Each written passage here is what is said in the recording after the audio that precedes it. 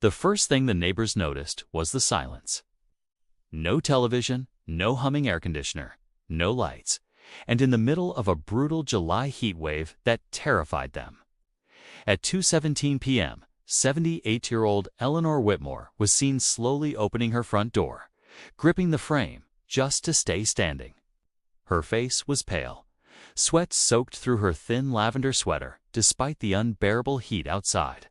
Across the street, 12-year-old Lily Mitchell watched Eleanor whisper something to the mailman before nearly collapsing on her porch. The mailman immediately ran toward her. That was the moment the neighborhood realized something was very wrong. 3 days earlier, Eleanor had received another violation notice from the HOA.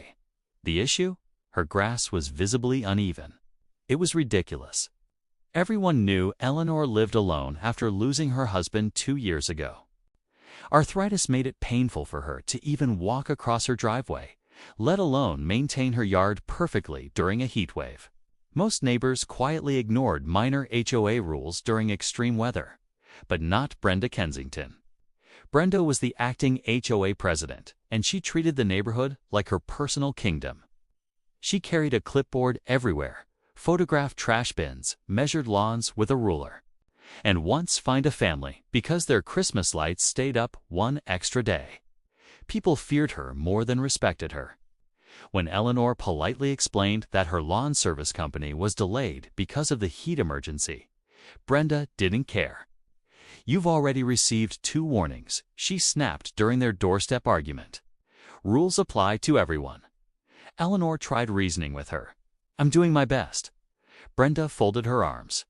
"Your best is lowering property values." Several neighbors overheard the exchange and were disgusted, but nobody stepped in. Brenda had a reputation for retaliation. Residents who challenged her mysteriously received violation notices days later. The next morning, things escalated. At exactly 9:30 a.m., an HOA maintenance truck pulled into Eleanor's driveway. Neighbors assumed they were cutting her grass. They were wrong. The crew walked to the side of the house and shut off the exterior electrical connection. Within minutes, Eleanor's air conditioner died. So did her refrigerator, her ceiling fans, her medical cooling device. And the temperature inside her home began rising rapidly. One neighbor, Arthur Mitchell, immediately confronted Brenda near the clubhouse. "You can't shut off someone's power in this heat." Brenda barely looked up from her clipboard. She failed to comply with HOA enforcement procedures. Arthur stared at her in disbelief. "She's an old woman." Brenda's expression never changed. "Then maybe she should live somewhere that can accommodate her." That sentence spread through the neighborhood within hours. People were furious, but most assumed the electricity would be restored quickly. It wasn't. By the second day, Eleanor stopped coming outside completely. Her curtains stayed closed. Her porch lights remained off. Nobody saw movement inside the house. Concern turned into panic. Lily Mitchell later told police she heard coughing through Eleanor's open kitchen window late that night.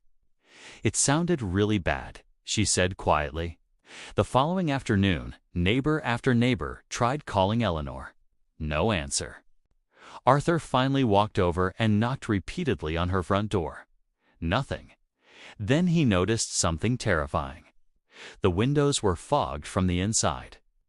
In 103-degree heat, Arthur immediately called emergency services. While they waited, Brenda suddenly arrived in her golf cart, furious that people were causing drama. "You people need to stop interfering with HOA enforcement," she shouted. Arthur lost his temper. She could be dying in there. Brenda rolled her eyes. She's exaggerating for sympathy.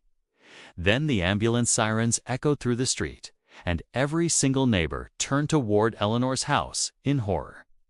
By the time paramedics forced open Eleanor Whitmore's front door, the heat inside the house felt unbearable.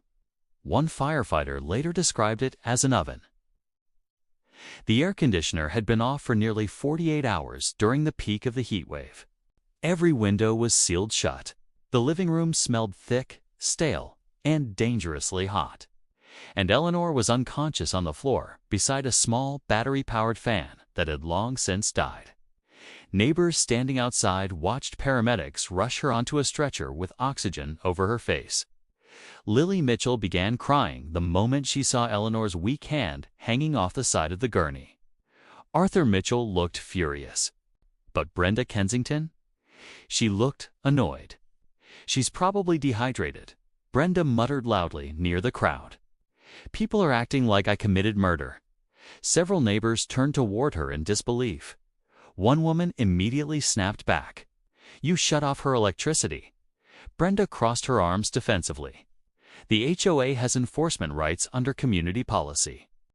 "What policy allows you to cook an old woman alive?" Arthur shouted.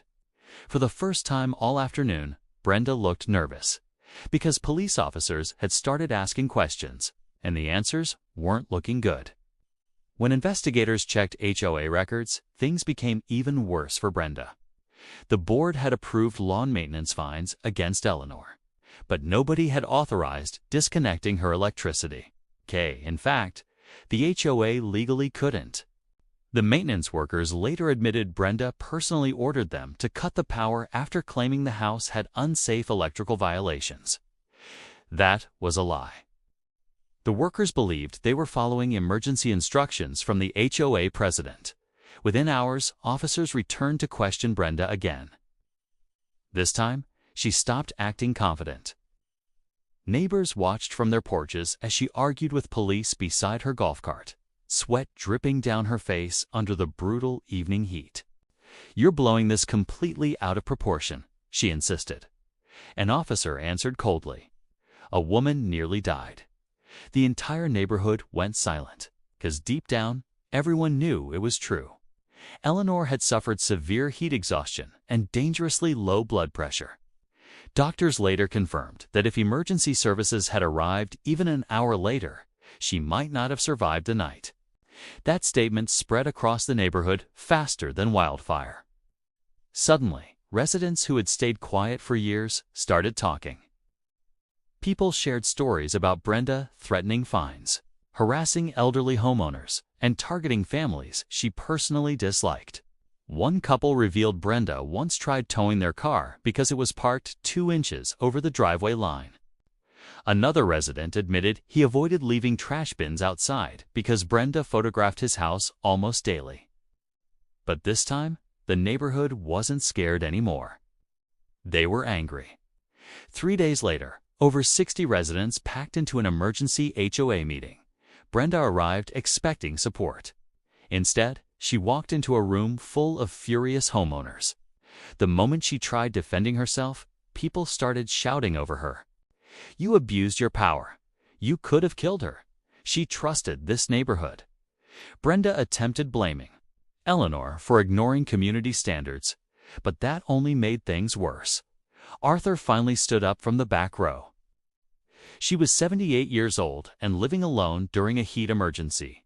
He said sharply, "And you cared more about grass?"